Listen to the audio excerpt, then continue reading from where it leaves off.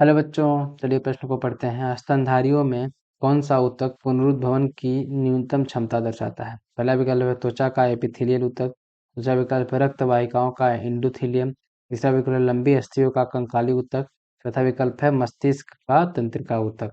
मतलब प्रश्न हमारा क्या पूछ रहा है कि जो विकल्प दिए गए हैं इनमें से सबसे कम पुनरुद्भवन की क्षमता किसमें होती है। चलिए देखते हैं प्रश्न की मुख्य अवधारणा क्या हो जाएगा। मुख्य अवधारणा क्या होगा कि पुनरुद्भवन पुनरुद्भवन अब पुनरुद्भवन क्या होता है कि अपने ही समान बनाने की क्षमता, किसी भी कोशिका को अपने ही समान कोशिका जब बनाती है तो उसके क्या क्या बोलते हैं? पुनरुद्भवन। मतलब अपने समान अंगों या चीजों को बनाने की, अपने समान बनाने की क्षमता।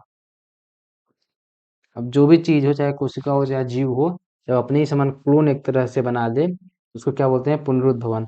अब जैसे कि हम अपने विकल्प में देखेंगे कि हमारा प्रश्न क्या पूछा है, पुनरुद्भवन की क्षमता न्यूनतम किसमें होती है? तो अगर हम देखें तो तंत्रिका ऊतक में बहुत कम होती है। तंत्रिका ऊतक की हमारे पूरे जिंदगी में क्या होता है, सिर्फ लंबाई बढ़ती है। वो अगर एक बार टूट जाए या फिर एक बार उस क्षतिग्रस्त हो जाए तो बहुत मुश्किल होता है बनने में। तो हमारा विकल्प जो होता है, अगर हम इसी तरीके से देखें तो चौथा विकल्प हमारा सही हो जाएगा, मस्तिष्क का तंत्रिका ऊतक। लेकिन हम ऊपर से देखते हुए आते हैं तो त्वचा का एपिथेलियल ऊतक, इसमें पुनरुद्भवन सबसे ज्यादा होता है क्योंकि तुरंत अगर त्वचा कहीं भी जलती है तो तुरंत बन जाती है। ये हमारा गलत हो जाएगा। दूसरा विकल्प रक्त वाहिकाओं का एंडोथेलियम, इनमें भी क्या होता है, कोशिकाएं बनती नहीं, पुनरुद्भवन पाया जाता है, इस वजह से ये गलत हो जाएगा। थोड़ा ज्यादा होता है। लेकिन लंबी अस्थियों का कंकाली ऊतक, इनमें भी क्या होता है, पुनर्भवन की क्षमता पाया जाता है।